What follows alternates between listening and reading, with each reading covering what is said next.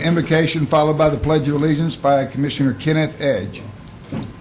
Would you all stand, please, as we honor God and country? And before we begin tonight, some of you probably have already heard and know that former Governor Jim Holshouser passed away today, so let's have a moment of silence for him and his family.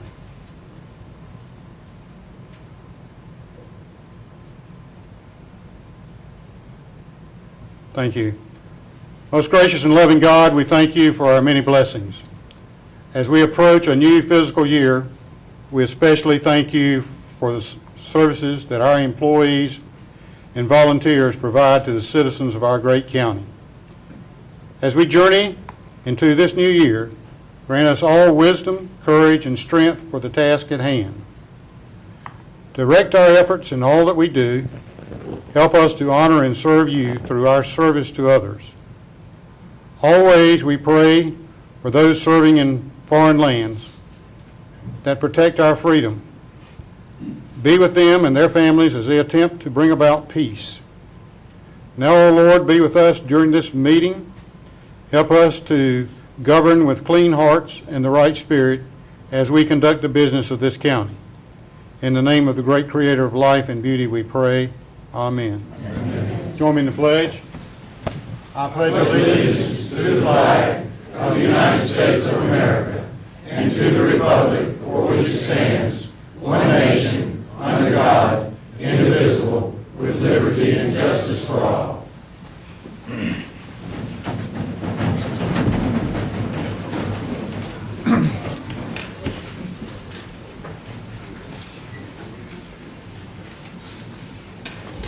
Okay, thank you very much. We start off most of these all of these evening sessions with a public comment period. This time I'll ask the clerk if you have any, is anyone signed up for the public comment period? We have no speakers this evening. Okay, thank you, Madam Clerk. Then we'll move on to the next item of business, and this is the recognition of the Cumberland County Citizens Academy. We've been blessed to have two very active and motivated classes, and it's really a pleasure to be able to recognize them tonight. So I'm going to call the first class, which was the fall of 2012, members that are here, and if I could ask you to stand, and then when it's over, come approach us and be able to greet each of the commissioners. So the first person we have in the fall of the 2012 graduates is Ms. Sharon Golston, Ms. Nay Headley, Ida Johnson, Pat King, William McNeil, Ann Mitchell, Ralph Mitchell, Stephanie Simmons, Joanne Wheeler, Tara Whitfield, Willie Wright, and there was also a very special member of this class, Miss Janita Lorano, who works in our finance department, and unfortunately she has had some health problems that prevented her from being here tonight. But I'm sure that with all of us that he is in our thoughts and prayers. So at that time, ladies and gentlemen, your 2012 Citizens Academy graduates.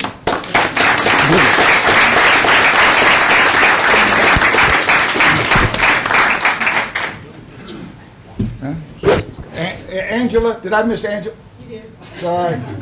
Angela came from New York, right? Florida. Sorry. If you would, please come up.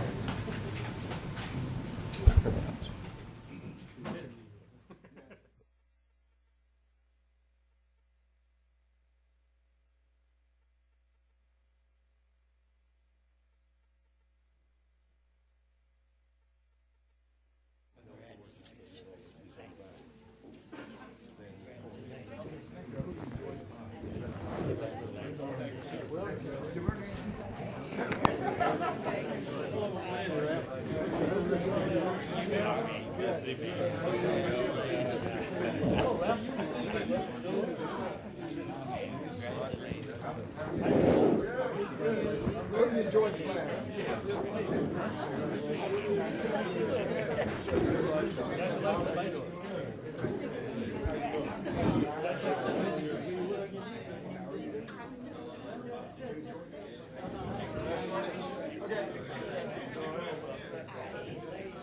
I think Christopher Frank, are you out there? Come on in, Christopher.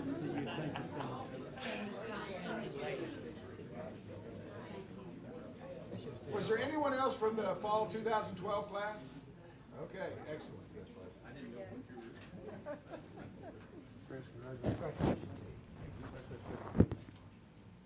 Thanks. Okay, now for the spring, we can go ahead and sit. Spring 2013 graduates, we have Miss Kelly Bean. Stand. Dennis Mark Brown, Mauricia Diaz, James Fredrickson, Brian Gaskell. Brian works for the city, Parks and Rec too. Stephen Harper, Kim Holmes. He goes to my church. Brenda Letganow, Richard Letganow, Nancy Martin, Brittany McLaurin, Stephen Miranda, Georgiana Pickney, Butch Rayner, Heather Schroka, Sandra Tillman, and Liz Varnado. Thank you. Can we have a hand for them?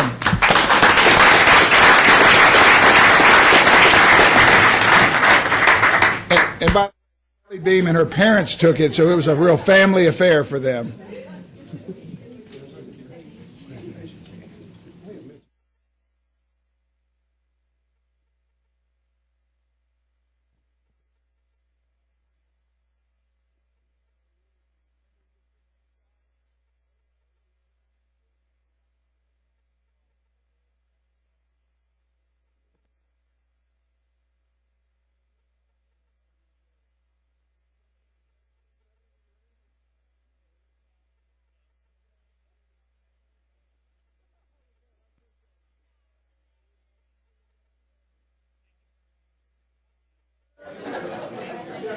Hey, Butch.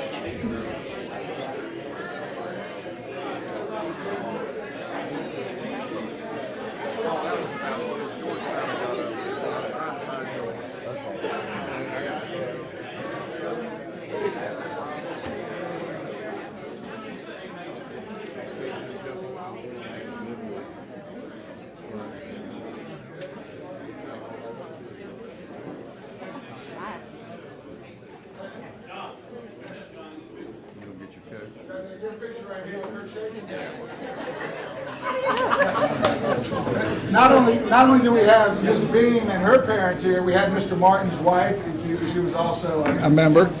But thank you all for doing that. It's a wonderful program. The nice part is, if you'd like to participate, the next one starts September 11th, and it's 7 weeks, and you can sign up on the website. It's very limited seating. There's only about 30 to 35 people. You will not regret it. Ask any of the people that have been here tonight that went there. You will love it. So thank you very much, graduates. Congratulations.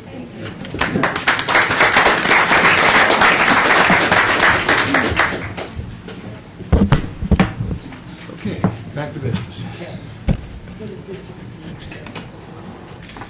Okay, Mr. Martin, the next item on the agenda is approval of the agenda.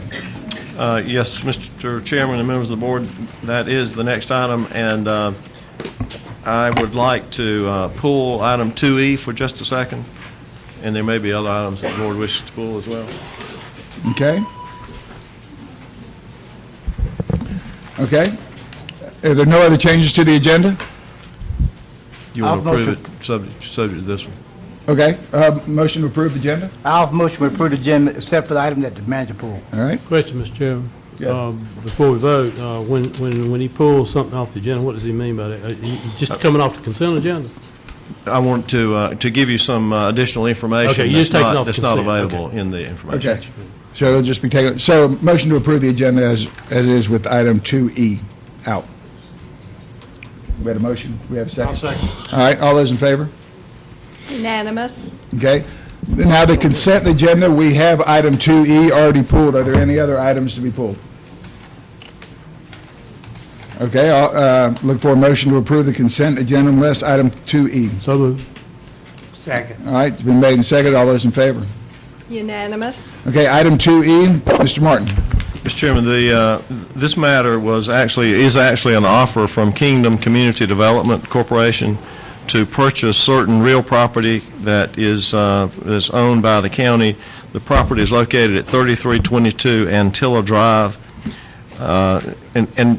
What I want to do is to make you aware of the tax value of the property, the current loan balance on the property, and the purchase offer, and then to see what action you wish to take, and if you wish to tentatively accept. Ultimately, the question will be, do you wish to tentatively accept the offer, subject to upset bids, which would then put it into an advertising process for a certain number of days and go through that process, and then it would come back to you for ultimate approval. But the value of the four properties is $357,500. The current loan balance is $218,676, and the purchase offer is $188,000.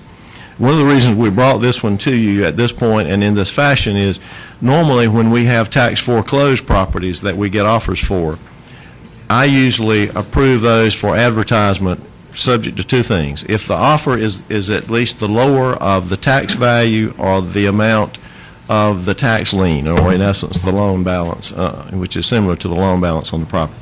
These properties do not meet that, so we have the offer. I think it is a valid offer, and I just wanted to bring it to you for this process so that you can make that decision before we actually do the formal advertisement. So that's the ultimate question about that particular item. And I'll be happy to answer any questions. We have Tanina Wilson is here as well from Community Development if there are any other questions. Okay, are there any questions? Yes, Commissioner King. Mr. Chairman, I'd like to just request to the board, I've recused myself from voting this issue, as well as discussing it, because I do serve on the Kingdom Board of Directors. So moved, Mr. Chairman. Okay, moved and seconded. There has been a Second. request. Need a second. I'll second that. There's been a second by Commissioner Edge. There's a request from Commissioner King to recuse himself. All those in favor? Unanimous. Okay. Any questions for the manager? Mr. Chairman, I have some questions, if I may ask them. Yes, Commissioner. Mr. Martin, I see that the purchase offer is about, on all four properties, is about $28,000 less than the loan balance. Yes. Not near the tax value, but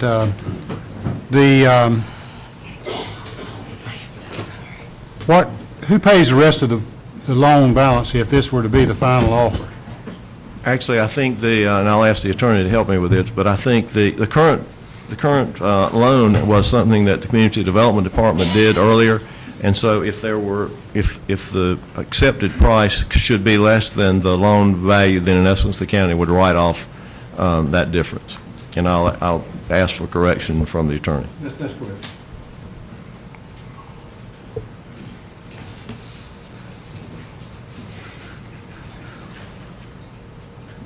Okay. Were there any other questions from yes, Commissioner Evans. Thank you, Mr. Chair.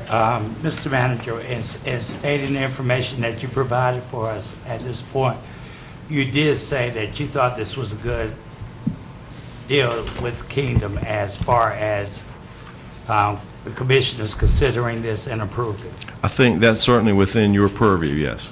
Thank you. Okay. Mr. Manager, has a counteroffer been made to do at least recognize the loan balance so that the county does not lose money on this? And this loan balance is significantly less than the taxable value. Yes, it is. I'm not sure that has been made as any counteroffer at this point. It's my understanding that there was even a lower offer than this a few months ago that was made, and then this was in essence a revised offer. That's certainly something that could be done if the board wishes to do that. I'd like to make a motion that we counteroffer to the loan balance of the properties to the proposed buyer. Second. Discussion? Yes, Commissioner Fairclough. I agree in principle with the motion. I think, I mean, until this is advertised and they're upset bids, I mean, I don't know that it's proper for us to make a counteroffer, is it? It's the process, it's negotiated offer, subject to upset bids, it would be fine to go back. Okay, still be subject to upset bids, Yes, sir. though. I'm thinking in terms of this, of us just setting the minimum bid being the loan balance on the property. Is the spirit of what we're talking about. Yes, sir, but now there's no guarantee that the offeror will want to That's- up the bid. But We understand that. we'll have to bring it back if they don't want to. Okay. Any other comments? Mr. Chairman, may I just ask a quick clarifying question? Should the offer be increased to the loan balance, would it be the intent of the board that we then go ahead and automatically advertise for upset bids before we come back to you? Yeah. Is that Yes. the essence of what you're talking Yes. about? Okay, that'll work. Okay. All those in favor? Voting in favor, Commissioners Evans, Melvin, Chairman Keefe, Commissioners Fairclough, and Edge. Voting in opposition. Were you in favor? I think so. Thank you. Okay. Thank you very much. Okay. There being no other items pulled from the consent agenda, the first thing we'll do is go to the public hearings. And Madam Clerk, we have a large crowd here tonight. Could you tell us the rules of the public hearing for everyone as they go? I'll ask the manager if he'll read those procedures, please. Okay. Yes, the board's hearing for zoning matters is that arguments by the proponents and opponents shall be limited to a maximum of 10 minutes for each side. If there's no group representative, then each speaker shall be allotted a maximum of 3 minutes until the 10-minute time limit is attained. Rebuttals will only be permitted at the discretion of the chairman with a maximum of 1 3-minute presentation by each side. And we also have some housing enforcement, minimum housing enforcement cases to be heard tonight, and in those matters, those are considered quasi-judicial, and each person appearing before the board will be administered an oath by the clerk, and any speaker may cross-examine the testimony presented before the board. Okay. That being said, first item is case number P13-13. Mr. Lloyd.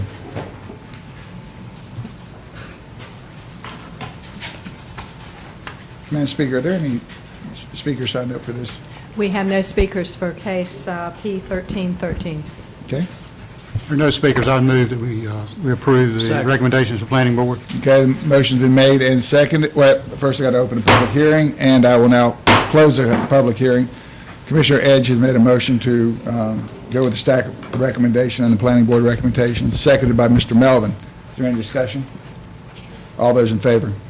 Unanimous. Thank you very much. Case number P1305. Madam Clerk, are there any speakers at the public hearing? We have no speakers. I will open the public hearing, and now I will close the public hearing.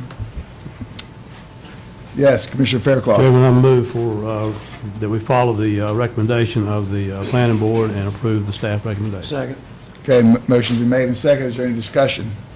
All those in favor? Unanimous. Okay. Next item is case number P13-14.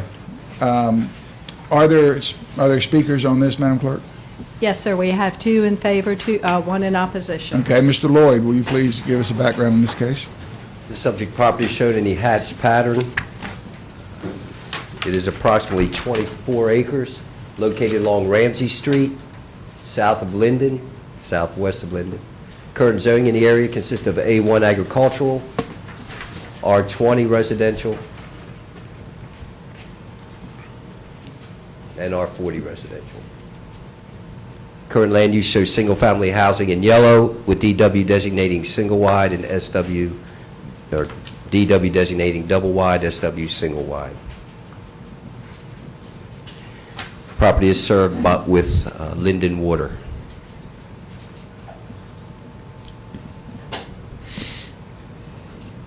because this site meets the standards for the 2030 plan as well as the land use policies plan, the planning staff and planning board recommended approval of this rezoning request. Okay? Thank you. Any questions for Mr. Lloyd? All right. I will open the public hearing and call you first. Our first speaker in favor is Mr. Ron Darden. Okay. And just to reiterate, each speaker will have 3 minutes. Thank you very much for letting me speak tonight. I'm not much of a public speaker. My grandfather bought this farm back in the early 50s, and it was split up amongst my mother and her 4 brothers and sisters. There is R20, a modular home community to the right. There is precedent for taking the plot in question to R20. Part of it, as I understand, will not perk. My cousin had an offer from someone who was going to develop the property, but he had to have R20 to make the development work. He was going to put in 2-story frame, 2,000 square foot houses with 2-car garages. I know if my grandfather was still here, he would much rather see orderly development than just happenstance. I have another cousin, Jeanette White, who owns the parcel that is beside that. It's also about 25 acres. None of my cousins live anywhere near here, have no interest in ever moving back here. One is at Long Island, another in Spartanburg, South Carolina, another in Atlanta. Stan Taylor is in Raleigh. So they would like to sell the property. They have no interest in, it's not farmland anymore. It's not my grandfather's farm. It's all in woodland. It's being farmed for tree farming purposes. I would like to ask that you consider making this R20. I think it's the only practical way to get the best use of the property. Thank you. Thank you. Madam Clerk, next speaker. Our next speaker is Malcolm. Last name begins with an M. Is it McFadden? Yes. Thank you.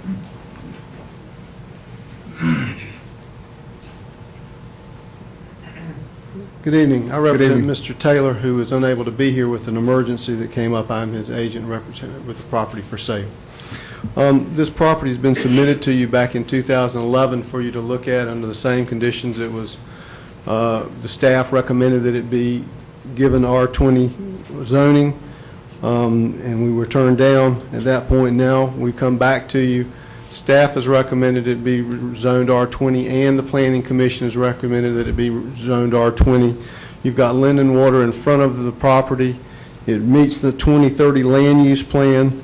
401 North is being designated as a major thoroughfare with a 250-foot right-of-way. It's not a rural country road.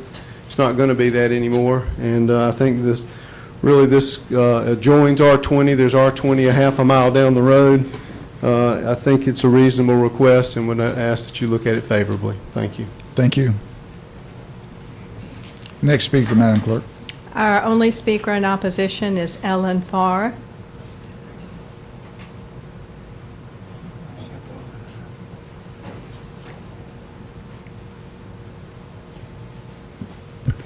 Good evening. I'm Ellen Farr. I live at the R40 right there on West Reedsbridge Road. And we're in opposition for the rezoning for the fact that we wanted to live in the country. So that's where we want to be, and that's where we are. We made a promise to Ron Darden's mother when we bought this property that we would build a single-family home on this property. And we also bought the property to the left, which was Mrs. West as well, and just recently purchased the pond. Believe me, if we had enough money, we'd purchase every lot around that pond, and we'd keep it just the way it is. Love for you folks just to come out and sit on my back porch and see how beautiful it is out there. It's quiet. Not a lot of traffic on West Reeves Bridge Road. 401, with 295 being built and expanded, I don't think there's any way that 401 is going to be widening in the near future because of that project there alone.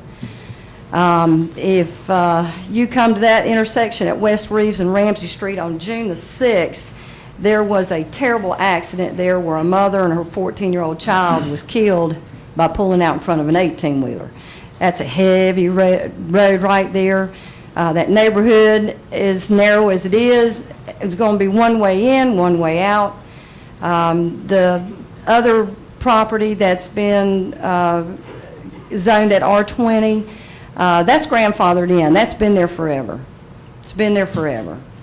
That R40 that's wanting to be zoned, that property slopes from 401 back to that pond. Runoff, it's going to run right into that pond. You talk about beautiful wildlife out there. We've got several species of ducks. We've got geese. We had a snow white goose fly in. We have an osprey that sometimes flies in. Woodpeckers, owls, hawks, you name it, we got it. It's beautiful. We even have, of course, you have your beaver and your otter, but that's what country living's all about with a pond like that. Me and my husband's worked together and saved for the past 15 years to buy this little slice of paradise and build our single-family home.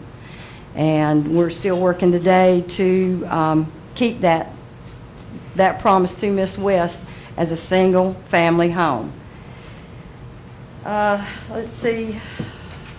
The modular home part, let me go back to that. We're having an issue with them right now, cutting through the woods, fishing on the pond, trespassing. We pick up trash on a daily basis. And folks, it's hard. It's hard to keep it together and keep it clean. Please, keep it at R40. Thank you. Thank you, Ms. Farr. Okay. Are there any questions for Mr. Lloyd? Yes, Commissioner King. Tom, under the present zoning, how many units can be developed there? Approximately 22 units, And if you go to R20, how many? 44. 44 units. Yes, sir.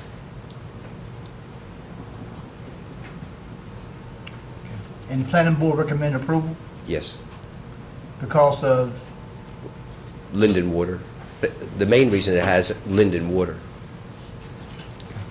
And eventually Ramsey Street is going to be expanded. They've already started working on preliminary studies. 401. Okay. Questions? Tom, I got a question. R10 allows one house per every half acre.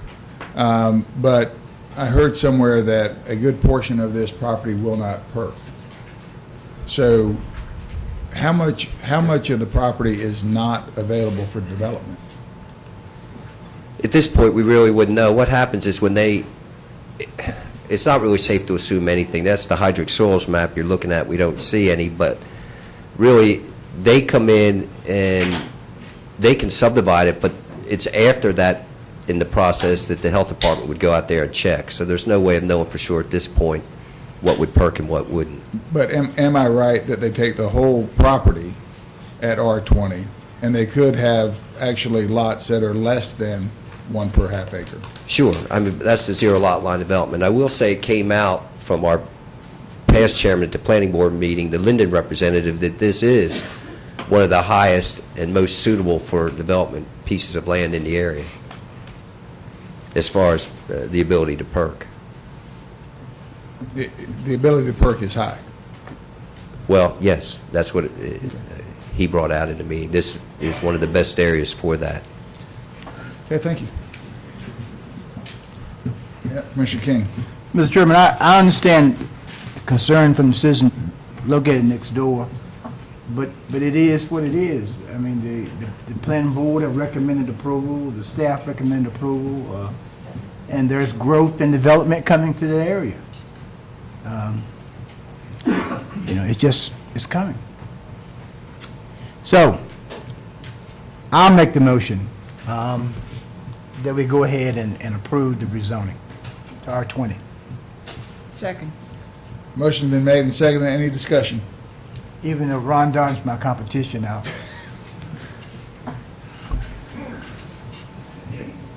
There being no decision, I'll call for the vote. All those in favor?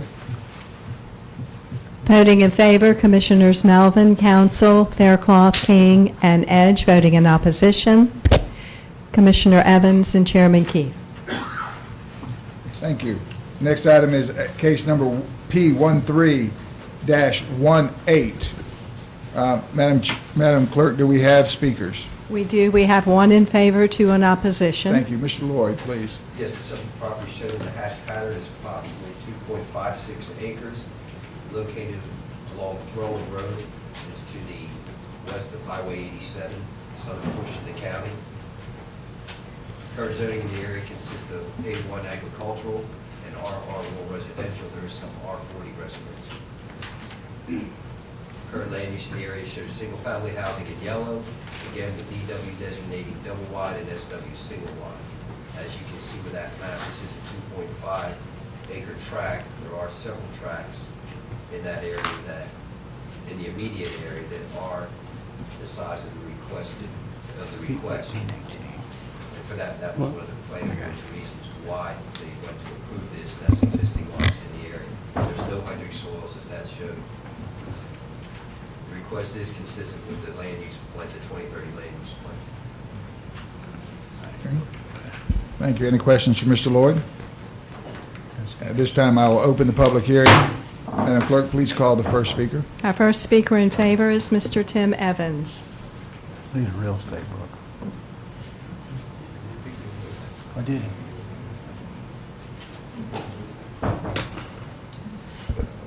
Commissioners and staff, good evening. My name is Tim Evans. I reside at 2256 Cypress Lakes Road, within a mile of this property. And Grace Creek's a change in place, like everywhere else in the county. The thing that I would like to bring 2 acres. to the commissioners is the lady that owns the property lives in Washington, D.C.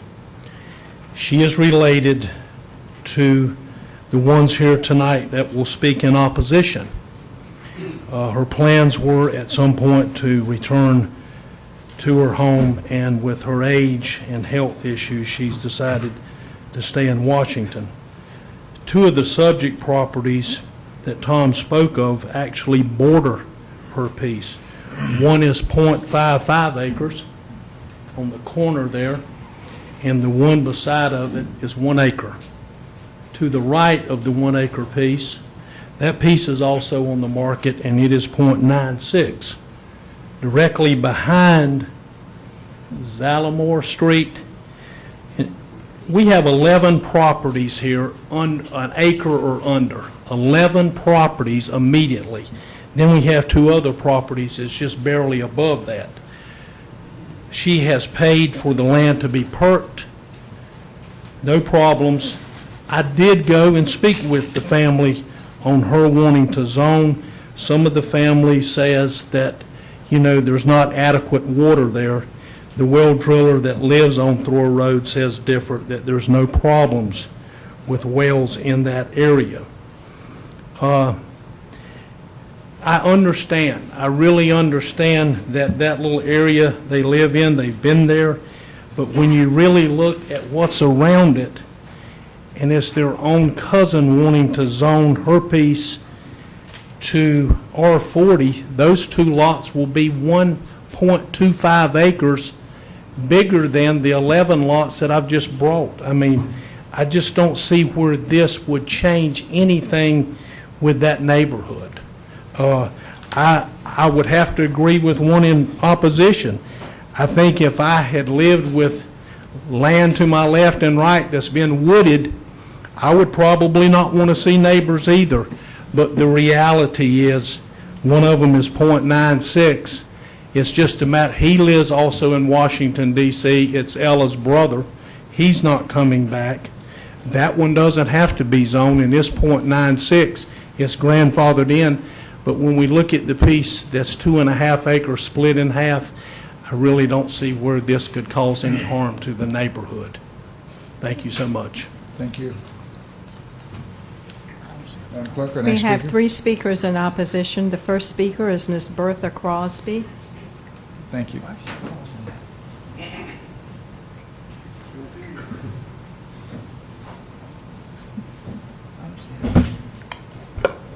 Good evening. Good evening, Ms. Crosby. I'm just glad to be allowed to speak this evening, because it's been in our family ever since the road went through. Thor Road come through, and people would not give us land. So my great-grandfather, they had to give the land for the road at that time. Nobody would give. So that's one reason. I would love to see it. I lived in the city. I enjoyed it while I was there, but I wanted to come to the country. And I love the country. One reason being I can hear the birds, I can see the wild animals, but if they keep on building, it won't be any wild animals there because they have no place to live. So I'm hoping, and I say I'm praying, that it stay like it is. One reason being also is that 2 acres. Nobody can get right close to you with 2 acres. And right now, to build one house, it takes 2 acres of land. And we like where we live. We've enjoyed this country. And that's what we want to keep it as, country. If it was a case of them coming back here to live, another story. But they're not coming back here. We don't know who will be our neighbors. It's bad already in some areas in Grace Creek. So we want to keep our area just as nice as possible. I love my neighbors. I love vegetables. We can eat out the gardens, because they plant gardens there. But with all these houses that we are talking about coming up, no. There won't be no planting, no gardens. So if you can, if you will, we're asking for help.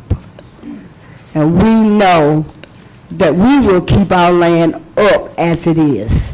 Thank you very much for listening. Thank you, Ms. Crosby. Madam Clerk, next Our speaker. next speaker is Florence Malloy.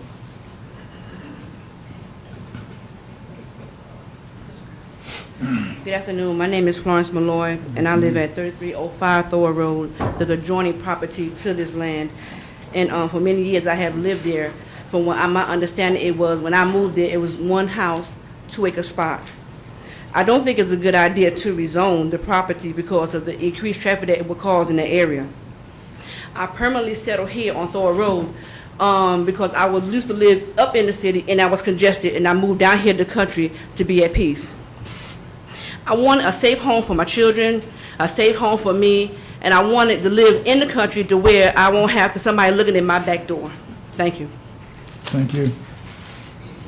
Our last speaker is Mr. Edward Smith. Oh, yeah. You call me.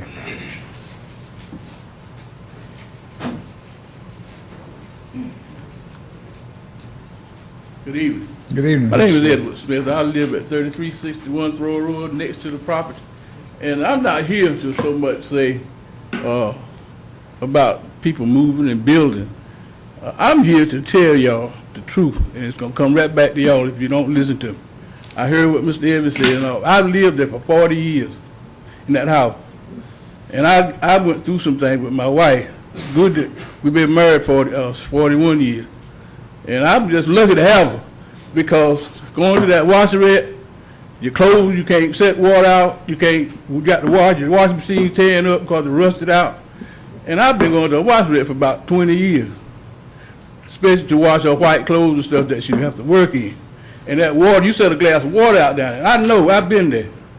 And that water, I have to take lime and stuff to try to keep the odor down. And, because it's wood, it drains, it don't have nowhere to drain. I mean, everything, if you put houses there, a house over here and a house over there, where's it going but back in, it can't drain in no fields, because there's no fields there. And we messed up when we didn't get that running water and septic tank. If it's running water and we had running water and septic tank there, I wouldn't mind it. Because I have a time keeping my yard and stuff and the smell, I know most of y'all women, you know how that is. And I go through that. And I'm just saying, those that's my cousin, they're not coming here, like he said. But the people that go there, who they gonna call on who they start, the water start business, the Conoco business. Y'all gotta come straighten it out.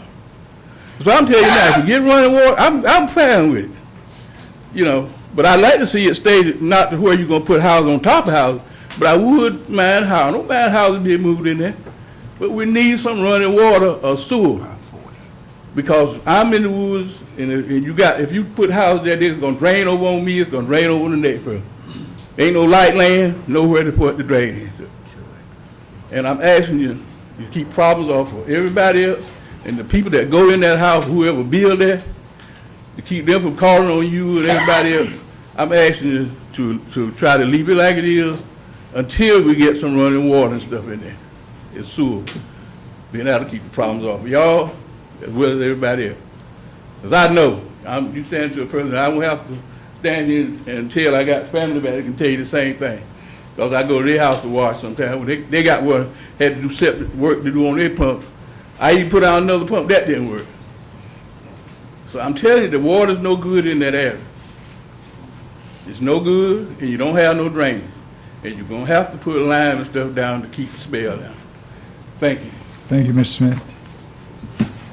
We have no further speakers. Okay, this time I'll close the public hearing.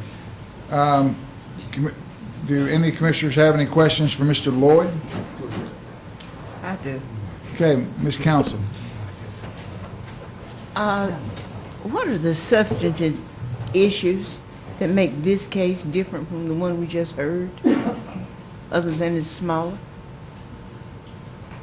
Well, the other one actually would produce a subdivision. This is actually a subdivision of double the amount of lots, going from 20 to 40. This goes from 1 to 2. So a better answer would be the impact on the area was greater in the last case than it would be in this case. And we are following, I believe, the 2030 plan with this Yes, ma'am. growth plan, as we were with the preceding case. Yes, ma'am. All right. Mr. Lloyd, oh, sorry, Commissioner King. Well, Tom, before anything is built there, the health department would have to check it out. Yes, sir. I mean, there was some concern raised by Mr. Smith about drainage and water and all that. And then I heard some sentimental things being discussed. But essentially, before anything would be built there, the health department would do an inspection. Correct, for the well and the septic. And the planning board and the staff recommend approval. Yes, sir. Was it unanimous? I believe so. Yes. I can tell you in 1 second for sure. One person in opposition. One person voted in opposition. Right, one person in opposition. Okay, thank you. Commissioner Evans. Thank you, Mr. Chairman. Mr. Lloyd, and as Commissioner King alluded to, the gentleman talked about the water, since that is an issue that was brought up. Quick question.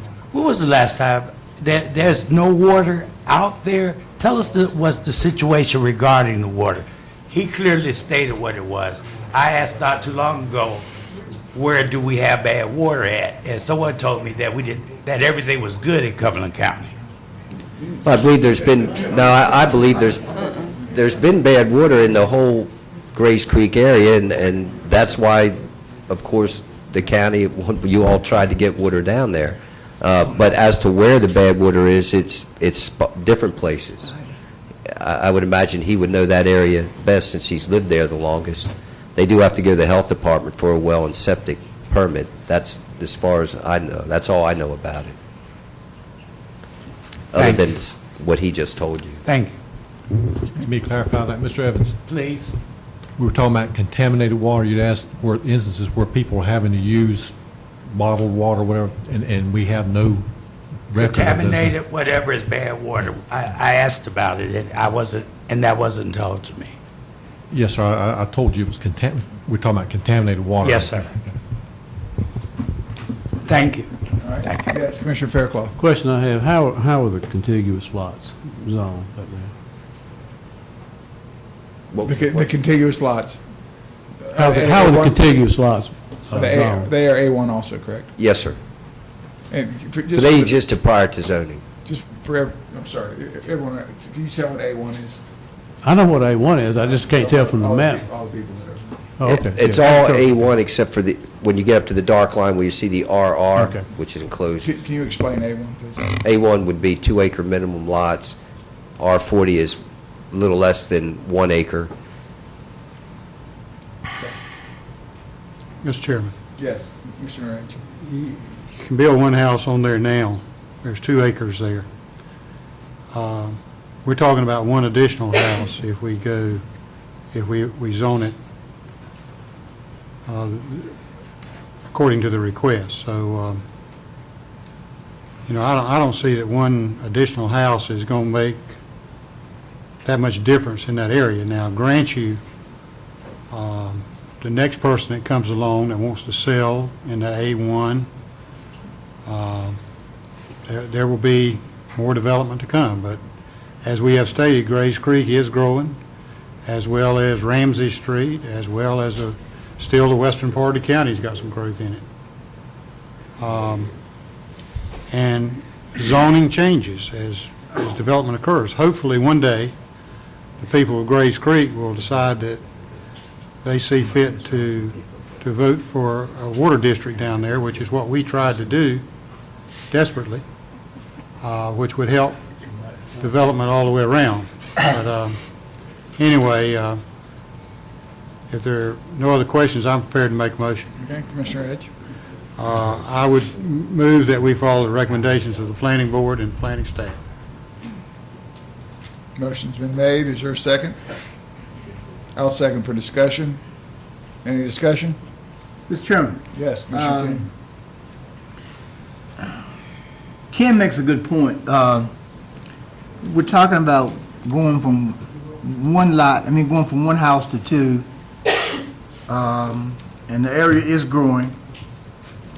And I hear Mr. Smith complaints about the water. The health department has to check it out. The planning board and the staff recommend approval. That's pretty compelling. Under normal circumstances, I might would go that way, but I know that community fairly well and individuals involved, so I'm going to hang. I think in this particular case, I'm going to hang with the community. Okay. Any other comments? I'd make a quick comment, and I know it's a little easy to say this is just one home, but I wouldn't support a large development moving out there into that area. But I do believe that it is adequate. It's a 2+ acre lot. I don't think it's unreasonable. But that being said, if there's no other comments, I'll call for the vote. All those in favor of the motion, raise your right hand. Voting in favor, Commissioners Melvin, Council, Chairman Keefe, Commissioners Edge. Voting in opposition, Commissioners Evans, Faircloth, and King. Thank you. Okay. Next item on the agenda is case number P11-20. This is what I think most people are here for tonight. And before we get started on the public hearing, we're going to have set some rules for consideration of all the people here. How many speakers do we have, Madam Clerk? We have 13 in favor and 2 opposed. 13 in favor and 2 opposed.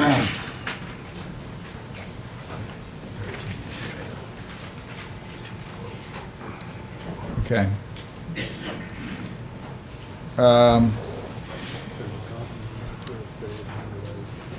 Okay, what we'd like to do is, at this time, our standard public hearing rules are, speakers get 3 minutes. We're going to set a maximum on that. We're going to have to keep a very tight program on this. With 13 speakers, I believe what I'm going to do is I'm going to put this down for 20 minutes total. The first speaker, I will not let you speak more than 3 minutes, but if you find yourself just wanting to agree with some of the things that are being said, please say so and leave time for other speakers to go. It is probably the best thing, and if you feel like what you would like to have said has been said more eloquently than maybe you could have, you may yield your time to someone else. So out of respect for everyone else, it all evens out to about 1.5 minutes per person. I will not cut you off until you hit 3 minutes. So that being said, I'm going to ask Mr. Lloyd to give us a quick synopsis of what is going on, and then we'll open the public hearing. I'd like to, I tried to think about how to present this, knowing that there's a planning board recommendation, which you have in front of you, and then there was a staff memo. And what I thought I would do is briefly, with this chart, go over the differences. I'd like to begin by saying that the meat of this ordinance amendment is that everybody agrees that Department of Energy standards would have to be complied with, and that would ensure projectiles from going off the site. It's a safety issue. That was the concern of the planning board and most of the people involved, was the safety issue. Both of these proposals do that with the Department of Energy standards. The main difference between the two, the planning board recommended this be conditional zoning in the M1P district. The alternate proposal would be that it would be a permitted use in A1. Again, when it comes through for staff review in the alternate proposal, it would have to be sealed by a registered engineer that states that the Department of Energy's regulations have been complied with, ensuring that no projectiles would go off the site. The second difference is the type of review. Again, conditional zoning with the engineering seal. In the planning board's recommendation, it would be staff reviewing the site plan as submitted by the registered engineer.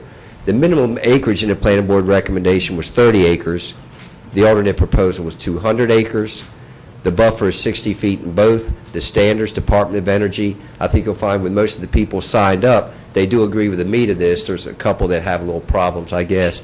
But most everybody in the room, after literally 2 years of going through this, agree with the meat of this. I think what you'll find is the biggest differences are what district it's allowed, will be allowed in, and will be allowed as a permitted use or conditional zoning. Those are the two main differences. And again, both of these say that 2005 is the date that anyone that you have to prove that you existed as a outdoor firing range prior to 2005.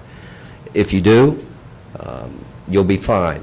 Anything since 2005, and I believe we only have one, but anything after, they would have to come in and be placed on record. Is that not correct, what you're proposing? The other thing is, there was some question about the M1P.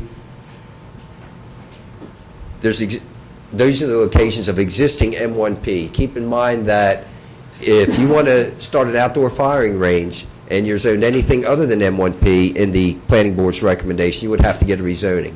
In order to get a rezoning, the land use policies plan, which is incorporated in the 2030 plan, strongly suggests you have water and sewer. So it would require water and sewer for an outdoor firing range. These, you can see the acreages of the existing M1P. Majority of them are located within someone's MIA or the urban services area.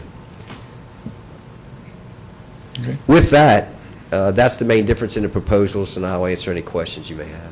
Okay. Are there any questions at this time for Mr. Lloyd? Yes, Commissioner Evans. Thank you, sir. N1P, I know you made an effort of saying that it was strongly suggested that we have water as sewer if it's outdoor range. That can be waived, can it?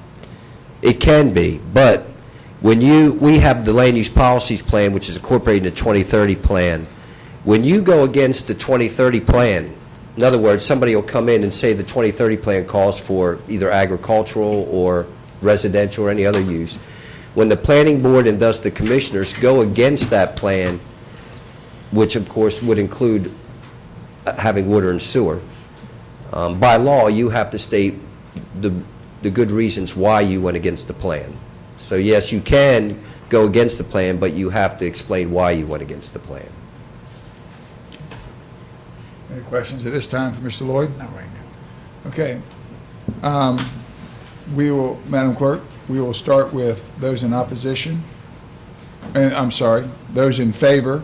And just to reiterate, you will have a maximum of 3 minutes, but there is only 20 minutes total for all. So if you would, try to make your comments clear and concise. And if you would like to yield your time to someone else, I'm sure your fellow speakers would appreciate it. And thank you for your understanding. This time we'll call the first speaker. Our first speaker is Rick. Excuse me. Open the public hearing. Okay. Thank you. Our first speaker is Rick Smith. Okay. Thank you. Good evening, Mr. Smith. My name is Rick Smith. I live at 877 Danish Drive, Fayetteville, North Carolina. I've been a resident of Cumberland County for approximately 24 years. Been in and out of Cumberland County for the last 40 years. Mr. Lloyd covered almost every point that I was going to bring up, so I won't go over it in detail. If, according to this, they go into an M1P and that's required, this will almost certainly kill any future ranges that are tried to become a startup in Cumberland County. The reason we're so against this, the section, is if we don't give people a place to shoot, they're going to go find a place to shoot. And we all know that's unsafe. Almost everyone in this room, and if they don't agree with this, you don't want to hear what I have to say negative about it, but safety is what this issue is all about. If we deny people the opportunity to shoot, they will find a place. You know that for a fact. If we can do it into the agricultural areas, it'll be much easier for a person to come up, and we'll have better shooting. The Department of Energy suggests that these activities be conducted away from all other activities, so probably the best place we're talking about is the agricultural community. The other next issue is we have it in there, or you have it in there, excuse me, I've got a little bit of cold. 12 days in 1 year, if you fire more than that on your private property, that's considered a shooting range. The average person that's an avid shooter will do twice to 3 times that in a year, just taking your children out and shooting. 12 days a year I don't think is appropriate. It should be closer to 36, if not 48, because you're restricting my use of my property, and as long as I conduct it in a safe manner, that should not be a problem with anyone. If my neighbors have a complaint, then that should be taken up with it. 30 acres. If a range is planned and executed properly, 30 acres is not a requirement. You can shoot a pistol or a .22 in much less than that. A lot of your indoor ranges don't even cover 1/10 of an acre. If we go by the Department of Energy recommendations, and if it's inspected as we've all said it should be, then 30 acres is excessive, and once again, we're going to stop startup operations from coming into Cumberland County. And I'm not talking about a commercial operations, but I'm talking about the 4-H, I'm talking about Boy Scouts, I'm talking about hunters, fishermen, anyone that's interested in safe gun handling. We can put a range in a much smaller area than that. Next one is $3 million. Liability insurance, and I hope I'm going off the current list. If I'm not, please correct me. The NRA has policy. Mr. Smith, that's 3 minutes. I'm sorry, sir? It's 3 minutes. Okay. I'm sorry. I'm just trying to keep consideration for everybody. That's fine, sir. Will you please reset the clock to 17 minutes?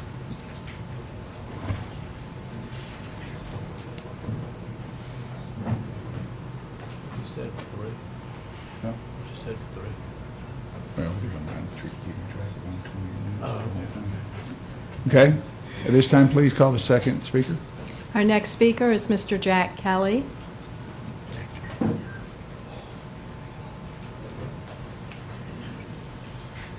Good evening, Mr. Kelly. Good evening, sir. Thank you. In support of the plan, it's improved dramatically over the last several months that I've seen it. I know a lot of people worked hard on that, and I thank them. As a resident of Cumberland County, I don't want an errant projectile coming through my window.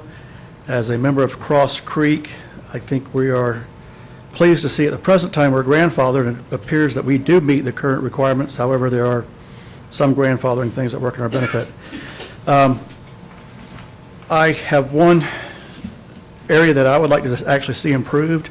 The Department of Energy range design criteria gives you a suggested guideline or maybe even a blueprint to build a range.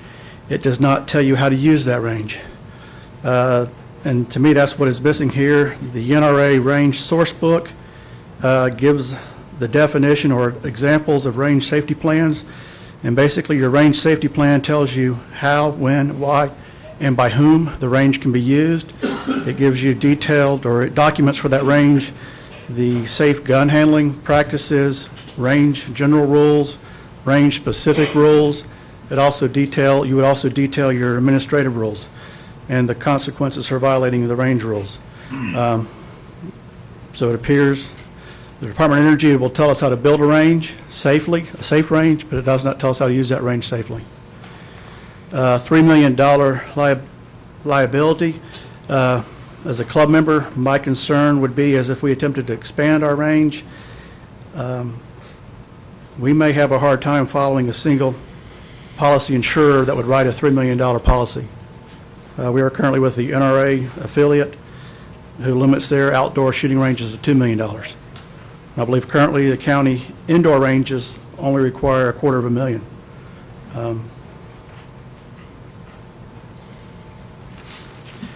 Probably my third and final concern would be the impact this would have on our potential expansion of the Fayetteville City or the county law enforcement ranges and what limitation that would do to them. Thank you, sir. Thank you, Mr. Kelly. Our next speaker is Mr. Phil Edge.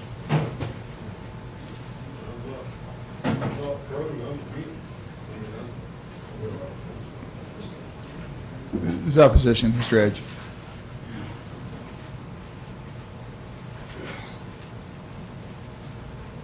Good evening, Mr. Edge. Good afternoon, evening, gentlemen and ladies. Good to see you. Those are Versace. That's genuine Versace tape there on these glasses here. 3 minutes, let me hustle.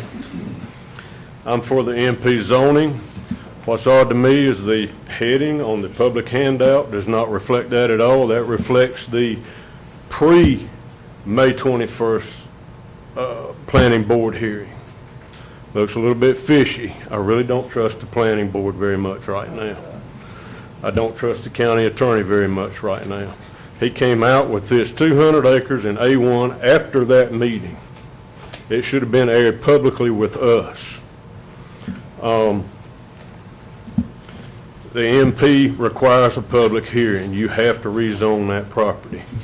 If it's just zoned A1, if it falls under the A1 zoning, no public hearing is necessary. And politics being what it is, they can come out and whittle down that 200 acres to 5 pre-DQ. We've all lived in this county a long time. These folks right here, T.L. and Lydia Rozier, live right behind, next door to a fellow who wants to put one in. A very selfish act, if I may say. I would never do this to my neighbors. You cannot use your property. It's allowed. If any of you have been next to a 44 or a 357 going off, you can't stand it. It's shooting right straight across T.L.'s hayfield. I live across the gully, 3,000 miles line of sight.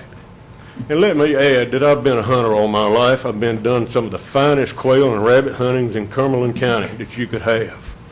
courtesy of my dad and his hard work on that farm. I'm not against guns at all, but this doesn't belong. We're rural people, but we count too. You know, put one up here in Van Story and see how quick people raise sand. We count too. Just because it's rural, we're not a bunch of hillbillies. We're not stump jumpers. People from my community helped write the doggone UN charter. My dad was a county commissioner. We had school board members. We voted consolidated. We had the first consolidated school system in North Carolina in the 20s. The folks voted their own bonds on themselves.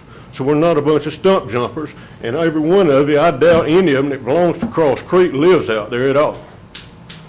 Now, the other thing is these places, I'm getting wound up. I was not going to get bombastic. You got about 20 seconds left. You're creating a brownfield. Heavy metal will destroy you. Annie Oakley lost her bone density due to handling too much lead. The poor woman ended up an invalid. You're creating a problem. I say go along with MP. We've got 14 of these ranges, 900 acres across the river over there. How many do we need? Thank you. Thank you, Mr. Chair.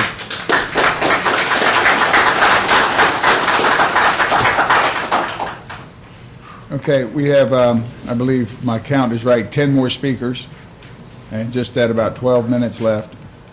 So, Madam Clerk, will you please call the next speaker? Our next speaker has the first name of Bishop and the last name may be Simmons. Possibly Bishop Simmons. We may have that wrong, so if it sounds anything. Yes. And there is an overflow. Thank you, Mr. Simmons. Commissioner Fairclough just brought up a good point. Is it possible that there may be some overflow speakers?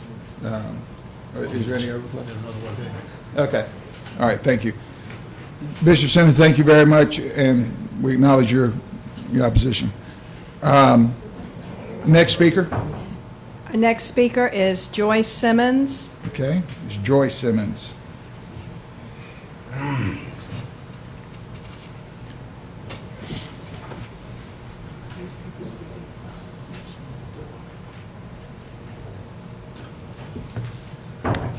Good evening, Ms. Simmons. Thank you for coming.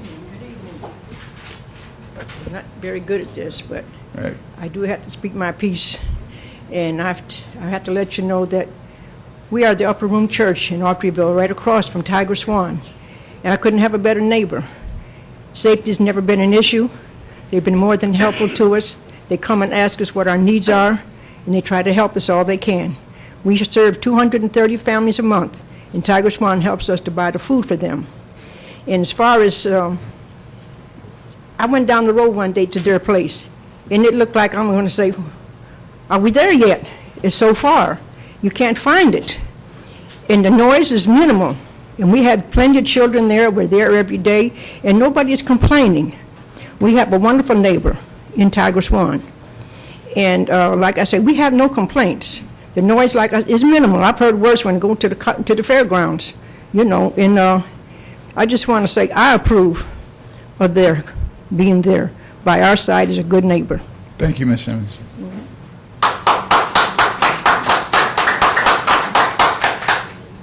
Okay, next speaker, madam. Minister Pat Simmons. Okay.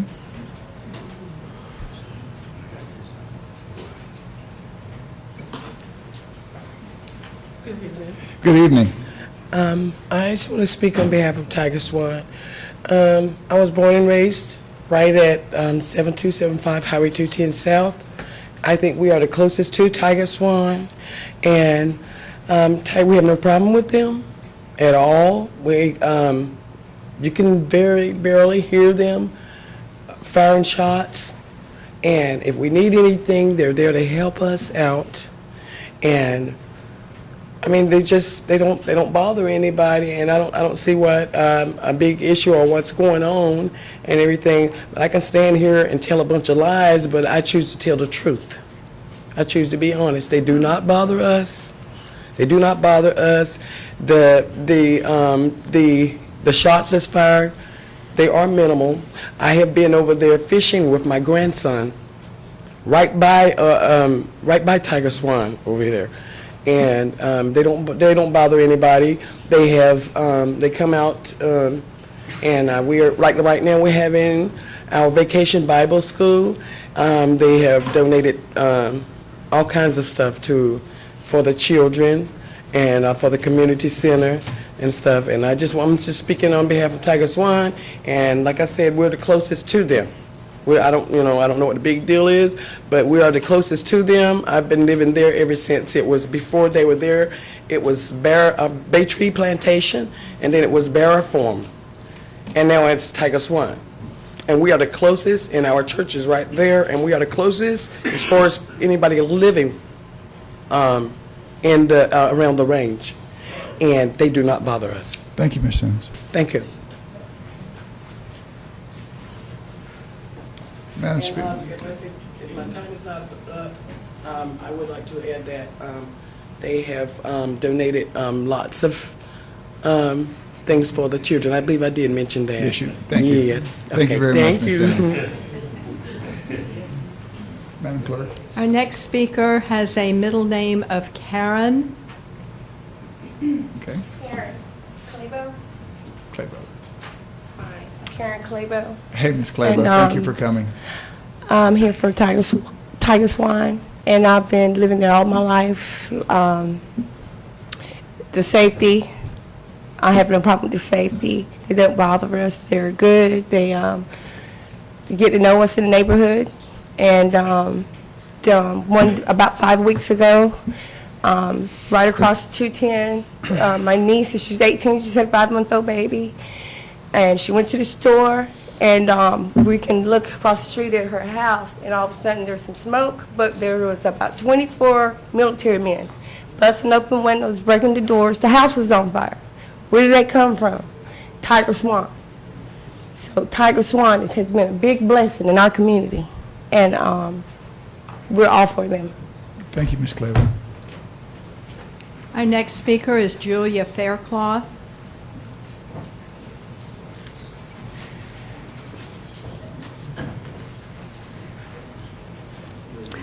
Hi, Ms. Faircloth. Hi. I live on Highway 210 South between Stedman and Cedar Creek. And if I get cut off, my main point is that I do think we need public hearings anytime there's a firing range proposal. That would certainly allow for the impacts on neighbors to be considered and a critical analysis of what a firing range, really would do for any location. The A1 district is really no exception. I've lived next to the Tiger Swan facility for the past 3 years. I'm in a different direction than the folks that just spoke. And I know from personal experience that gunfire from facilities such as Tiger Swan do cause adverse impacts. Having large acreage available for firing dangerous weapons does not guarantee the safety of the public, nor does it prevent noise that causes fear and can regularly disrupt the otherwise peaceful enjoyment of our properties. We had no opportunity to comment before the use was approved and had to resort to legal action. So we've been in litigation with the county for the past 3 years because of the Tiger Swan facility. It was approved by planning staff without a public hearing. That litigation has been an expense to the Cumberland County taxpayers, and it has certainly been a great personal expense to the neighbors in the community. I also wanted to point out that there was an exhibit that was in your packets that summarizes firing range regulations in surrounding counties. All require public hearing, from my understanding of what I was reading, conditional or special use permit, so none of them are automatically permitted uses. So I really would fail to understand why Cumberland County would want to do that differently. So in closing, I just ask that you agree on a solution that takes into consideration the safety and well-being of the citizens of Cumberland County and addresses concerns related to, among other things, property values and harmony with the area, particularly residential areas such as where we live in the A1 district. Because of the dangers and nuisance associated with firing ranges, as well as the impact on property values, firing range proposals should require a public hearing and additionally, the special use permit requirements in the county zoning ordinances should be included as requirements. And I'd just like to ask the group that supports what I've covered to please stand and be recognized. Thank you. Thank you. Our next speaker has a first name of... Before we go on, Madam Clerk, how many more speakers do we have? 7. Okay, there's 7 speakers, and there's 5.5 minutes left for speakers. So that being said, Madam Clerk, call the next speaker. Our next speaker has a first name of Ron. Ross, RSS. All right, Mr. Ross, thank you for coming. I'll be about a minute. First of all, I want to thank you for being your county commissioners. I think you've led us in the right direction over the years. And I know you're for positive growth, industry, business, home, schools, jobs. And I think I lean towards the planning commission recommendations with a couple exceptions.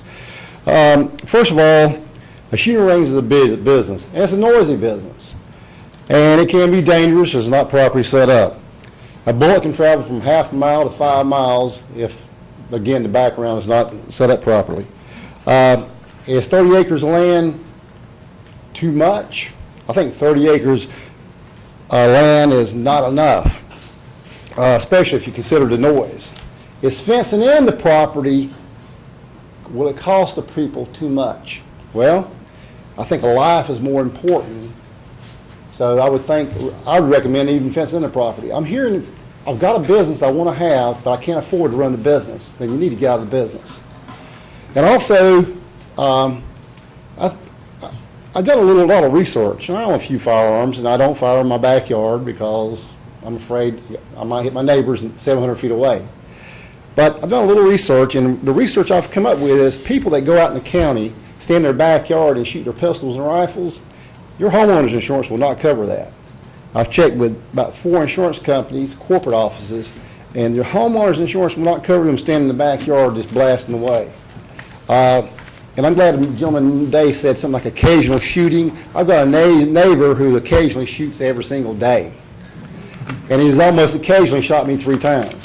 But the thing of it is, though, I think the recommendations of 30 acres, the recommendations they have, I'm not afforded in A1 areas, because A1 areas can be a subdivision. So thank you very much. Thank you, Mr. Ross. Our next speaker is Kay Lewis. Okay, we have 3 minutes and 30 seconds left, Ms. Lewis.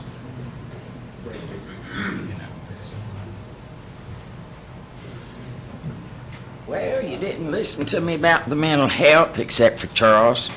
And Mr. Melvin, I agree, you've got 30 acres. I would not want any firing range anywhere near that much. I think 200 acres would be sufficient.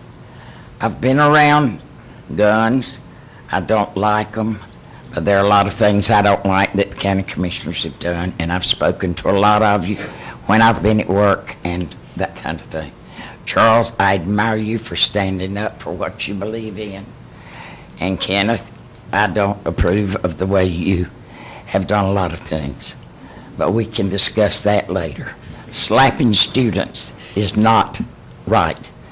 Calling a person... Ms. Lewis, Ms. Lewis. Yes, sir. Okay. Please stick to what we I have here. say keep the guns away. I've been around them, and I don't like it. And I sold the one that my brother gave me. So when I had a break-in, I let the police handle it. Okay. But anyway, thank you for what you do. Thank you, Ms. Lewis. All right. Our next speaker is Pat Davis.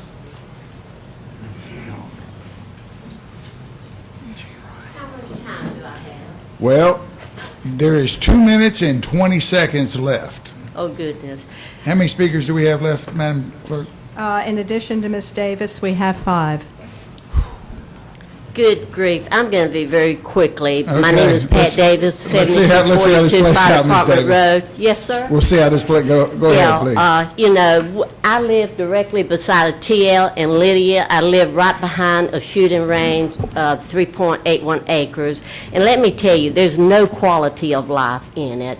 I mean, safety, stray bullets, never being able to walk outside in your own backyard, the noise level, the piercing sound of bullets penetrating even inside your home, the health issues, the stress level that you deal with daily, the public nuisance, and two, the environmental issues, lead pollution, contamination to our soil and our drinking water. Yes, we have problems in Grays Creek with drinking water.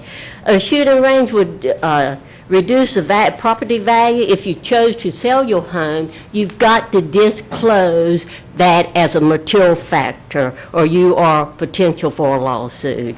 Being denied the right to a peaceful neighborhood and denying us the use of our own property, it reduces the quality of your family life and violates the sanctuary of your own home. And your own home is supposed to be your safe place, you know. And I appreciate 30 acres would solve our problem in Grays Creek, but all these other people in other areas, 30 acres wouldn't solve their problems. We need to, commissioners, you need to go forward and do this 200 acres minimum to ensure the safety of the Cumberland County people and our children.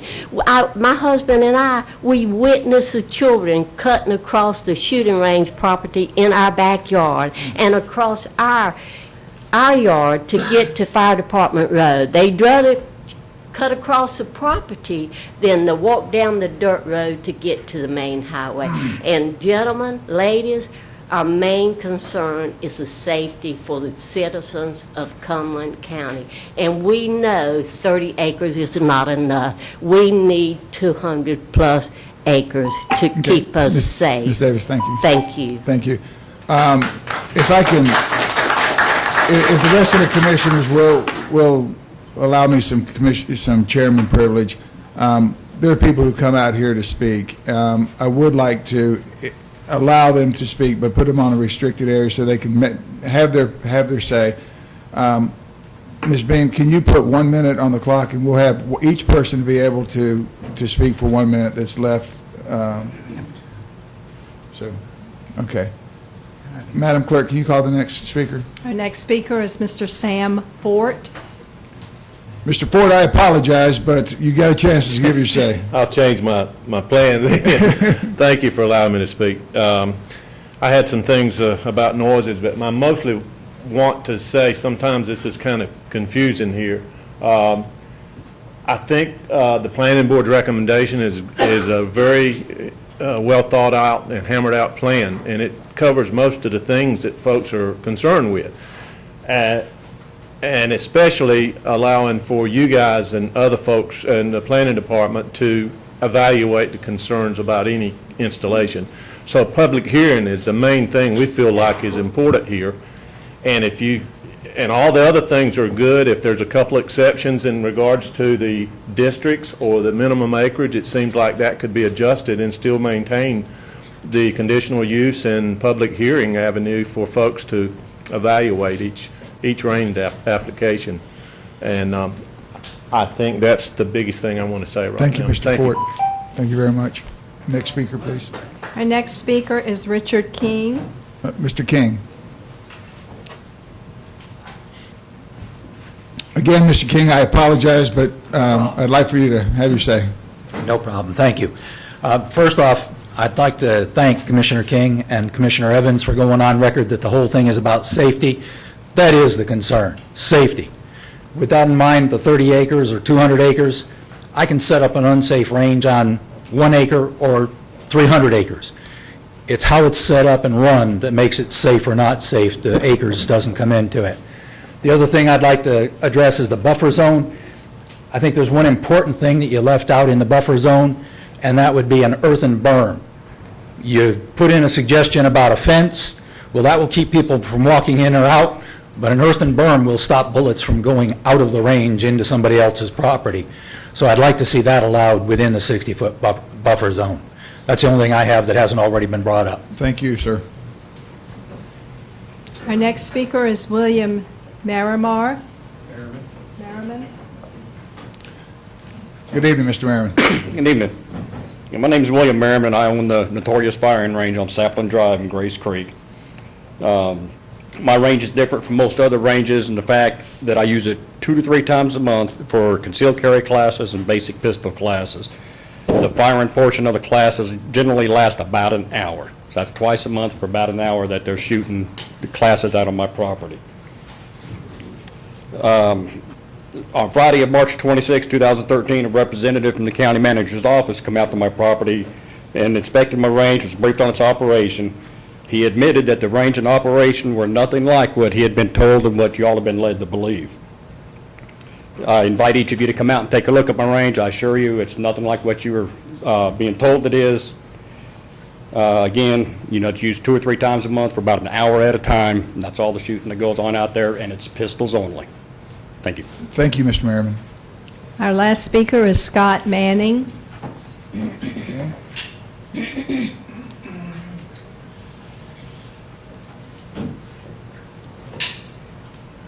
evening, Mr. Manning.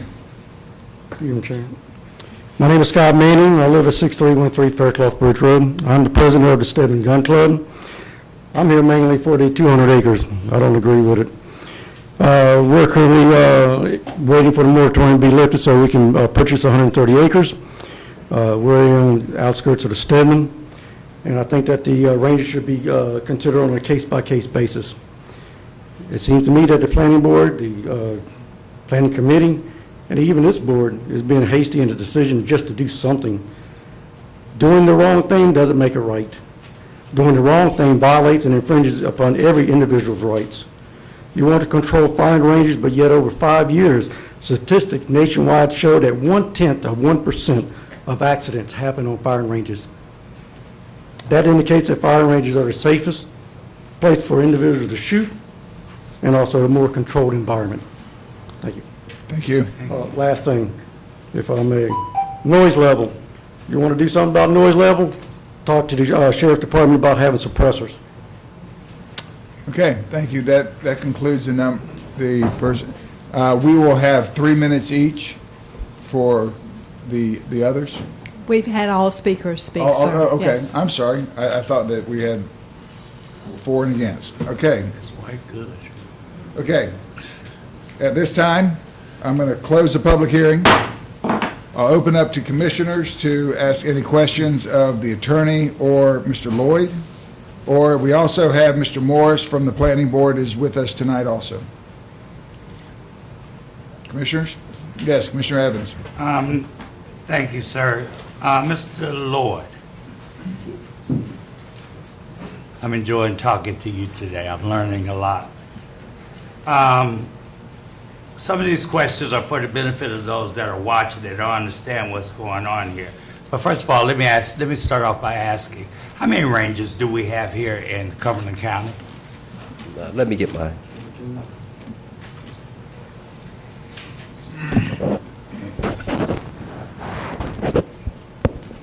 $16 that we know of. 16 ranges. Yes, sir. Okay. And could you explain what M1P is conditional? The M1P is the light industrial district. Well, what does it mean in pertaining to what we're discussing today, sir? If we as commissioners decide to go with the M1P conditional, could you explain to us what does that mean? Oh, the conditional use? Yes. Well, in conditional, it would be allowed in M1P, but conditional zoning meaning that the planning staff would review it. It would be, a site plan would be submitted, and of course, I believe everybody in this room agrees that Department of Energy standards need to be adhered to, and that would come through the engineering seal. So we would get a site plan, and some other things could be reviewed, lighting, hours of operation, whatnot. Staff would make some conditions. It would then go to the planning board, who would review the conditions, and they may add some more conditions, and then it would lastly come to the commissioners, and you would add or take off conditions depending on what you wanted. So it's instead of being permitted, you would have the opportunity to add conditions. Okay, let me ask you this. would this pertain to commercial and businesses, or if any businesses, what businesses? We're doing this for the viewers at home. Everybody don't understand what we're talking about. This would be for commercial outdoor firing ranges. It would not be for turkey shoots or the sighting of guns. It would be for commercial firing ranges. And residential as well, correct? Residential and shopping centers? Oh, the conditional zoning in general? Yes. That's for every zoning district. You can do Okay. conditional zoning. Okay. And let me ask you this, I have a final question. If we opt to go with the M1P, the acreage that we have here for 30 acres, could that be increased to 200 acres or whatever we decide as commissioners to increase it to? Yes, sir. Okay, thank you. Thank you, Mr. Chairman. Thank you. Any other question? Yes, Commissioner Edge. Mr. Lloyd, first of all, I'm just going to say it up front. I disagree with the 30 acres as minimum acreage. I think it ought to be more to protect the people that we are responsible for protecting in Cumberland County. I think that it's not much difference than the ordinances that we pass for animal control. Some of those are passed to try and protect people. 30 acres just doesn't get the job done. I feel like that we could still, and you tell me if we can't, you or Mr. Moorfield, if we went with the 200 acres and an A1, could we not still have a special use permit for firing ranges and conduct a public hearing? Yes, but a special use permit would go to the Board of Adjustment. But Okay? it would still be a public hearing. Yes, sir. You can still do conditional zoning. You could use the same approach in any zone. So you could still do conditional zoning that would come before the planning board and the board of commissioners, just like you would in the M1P. Or you could do it. Right, but the special use permit would go to the Board of Adjustment, I believe, but it would still be public hearing, quasi-judicial hearing. Okay, now I'm hearing two things. A conditional zoning would come to this board. A special use permit would go to the Board of Adjustment. Okay. What would you recommend if this board decided to go? Would you recommend conditional use or special use? Well, representing the planning board, their recommendation is to go to them and then to you. Condition. Conditional zoning. Okay. Now, I'm not going to burden this board and the audience, everybody. We do have slides that show how essentially if you follow Department of Energy standards, you can make a safe firing range on relatively small, and I'm not going to give you a minimum amount of acreage. It can be done. But at that point, then you have to consider a noise issue. The smaller the range, then that's where the noise issue comes more into effect, which is also a big issue in these. And I don't think there's any amount of land anywhere because many of us live many miles from Fort Bragg. And we hear firing and guns going off all the time. So I don't think you can completely solve the noise issue. But we certainly could make it better for those that are having to live around it. And one of the things that I've said through this discussion is that if I had a piece of property in the rural part of this county, and that had been my lifelong home place for 30 years or whatever, I don't want a gun range to come in right beside of me on the parcel of land that is right next to me. I don't think there's any of us that want that. And so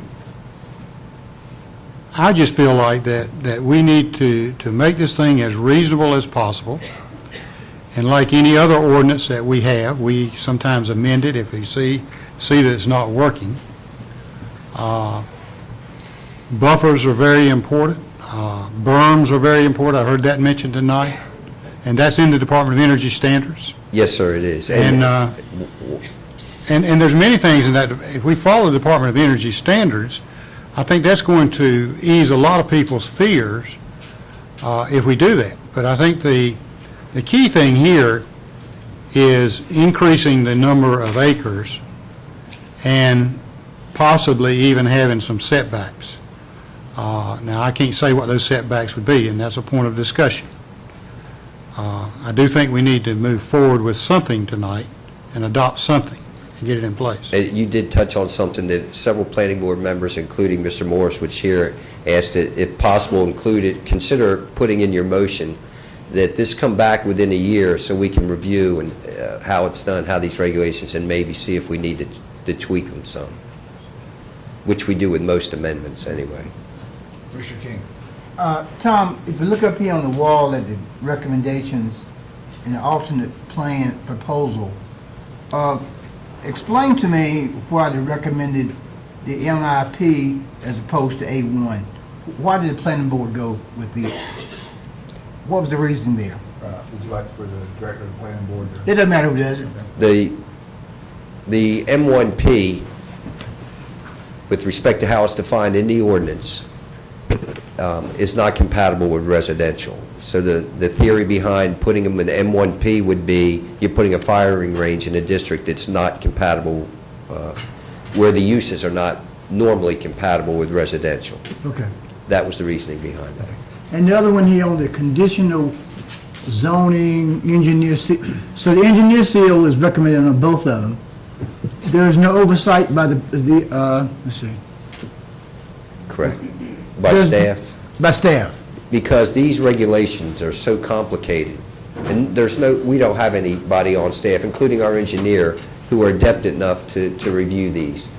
When an engineer puts his seal on the plan, his reputation and his expertise says they do meet the Department of Energy requirements. So tell me, it appears to me that these two proposals in the grand scheme are not that far apart, with the exception perhaps of the acreage, Conditional use. I think basically the district they're allowed in, how they're approved, and the minimum acreage are the three issues you heard tonight. So, and we need to have a plan in place by pretty quick. Yes, sir. All right. Commissioner Melvin. Thank you, Mr. Chairman. I'm ready to make the motion. I'm ready to look out for the safety of Cumberland County, and my motion is A1 zoning district, 200-acre minimum, 180 feet minimum setback, and conditional use, and with the design of Department of Energy safety standards. Okay, the motion's on the table. Is there a second to the motion? I'll second the motion. Okay, Commissioner Faircloth has seconded the motion. I open for discussion. Commissioner Evans. Thank you, Mr. Chair. You know, and I'm going to go back. I'll pick just a little bit. I'll piggyback on what Commissioner Edge said. He got a little rattled down there because he was hearing two different things. And I've heard two different things too, because I did my homework as well. The definition, yes, you can go back to the microphone.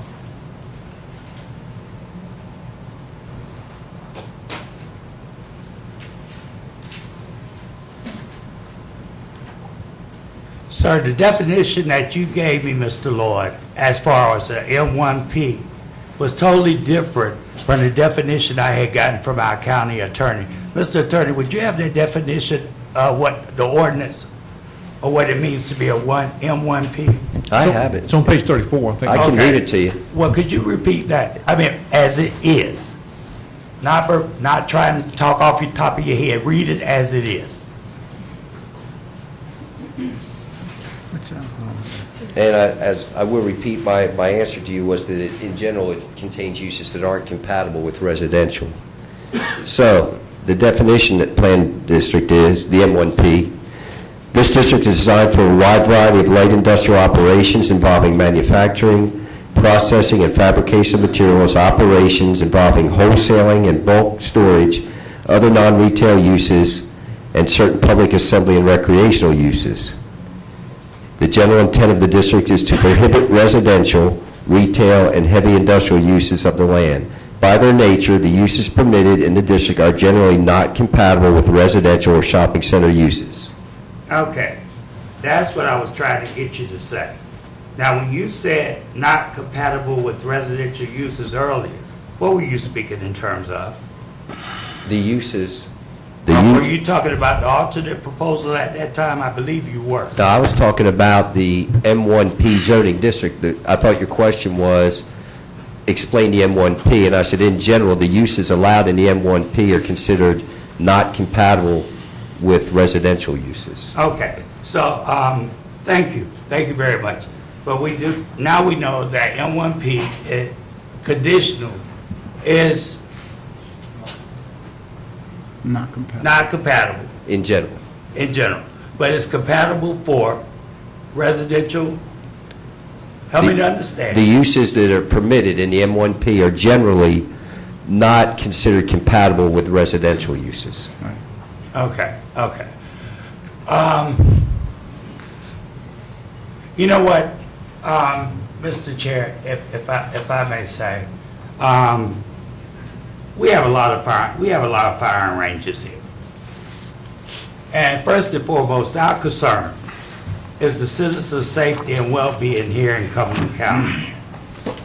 And if my colleague would allow me to make a friendly alternate motion, substitute motion, that we use that we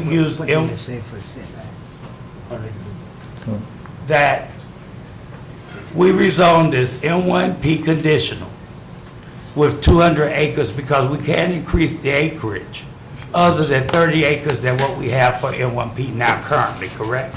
Yes. Okay, with 200 acres. That would be my motion.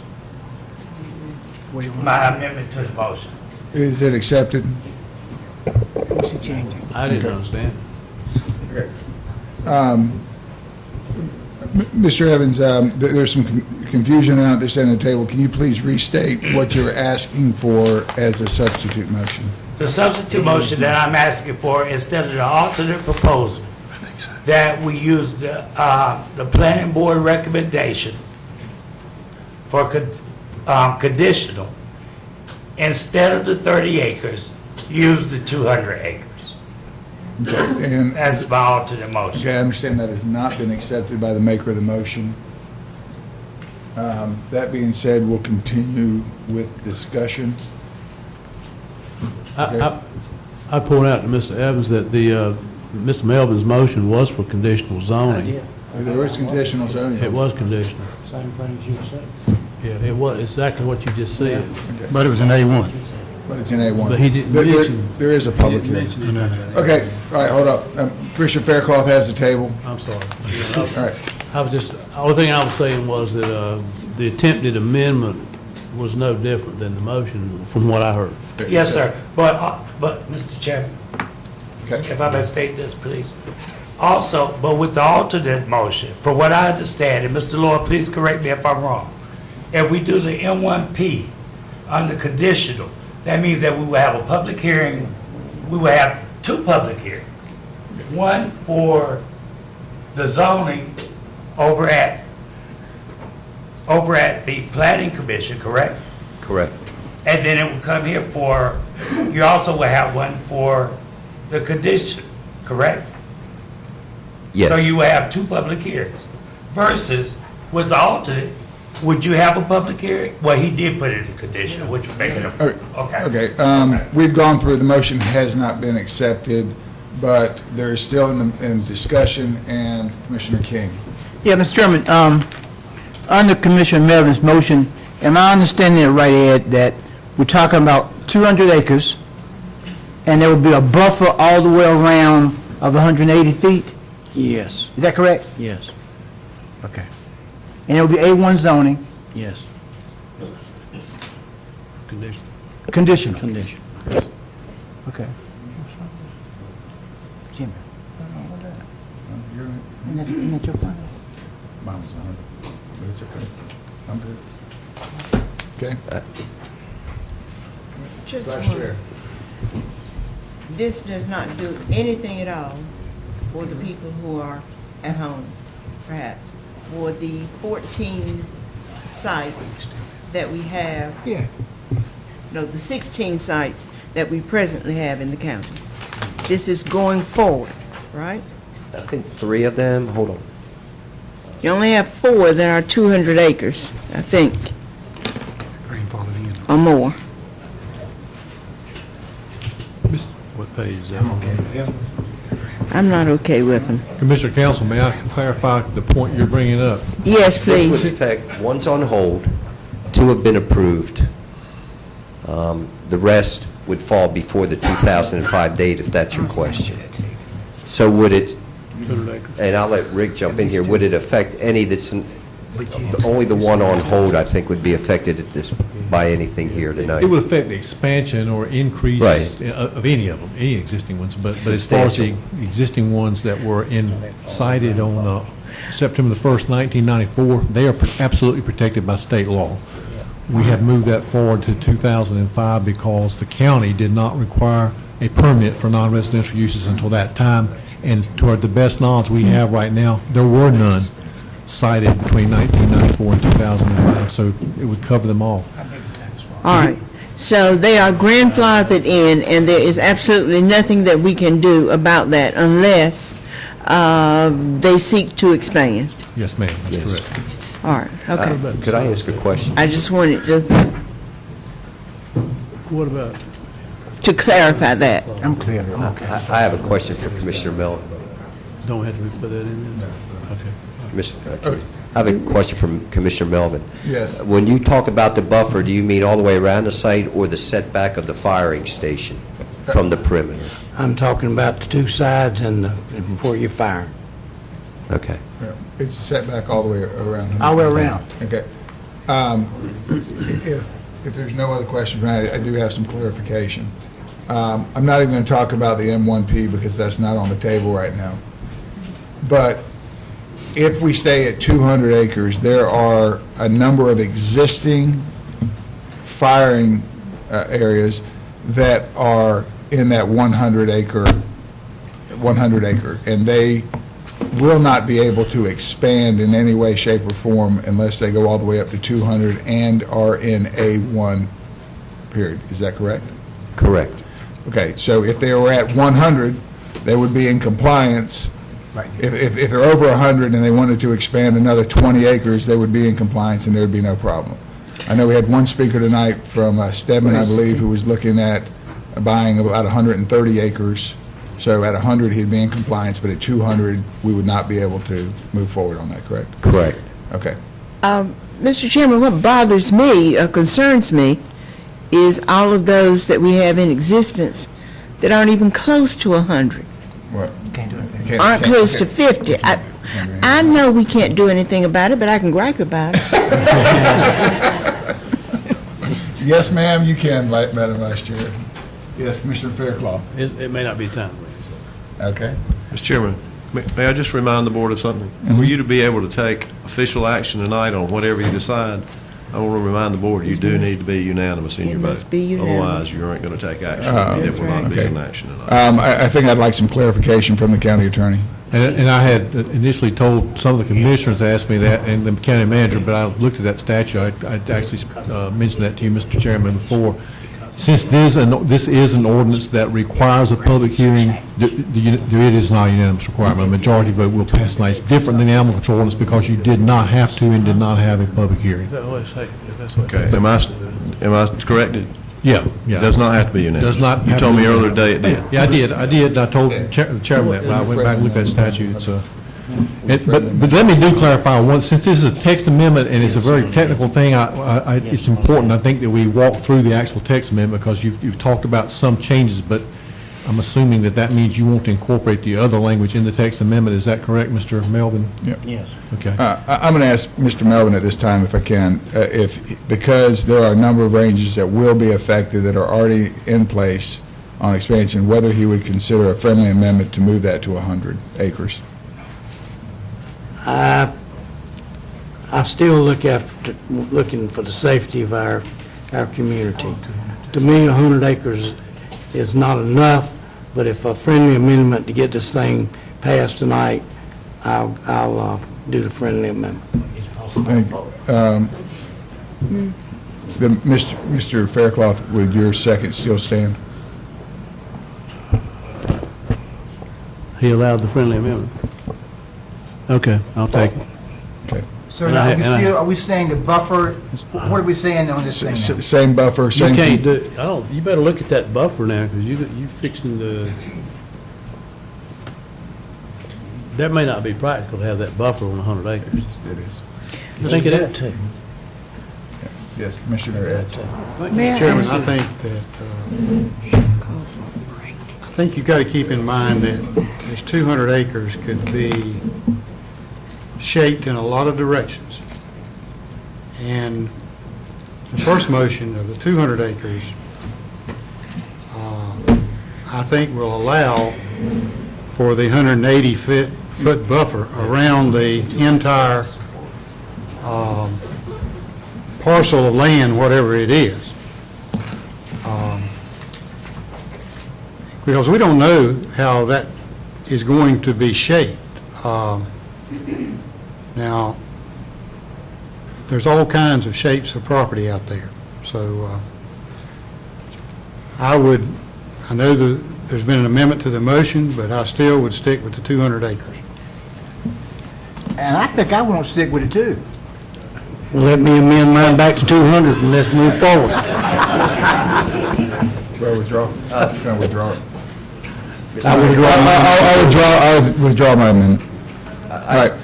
If there's no other discussion, Could I make a quick, brief explanation?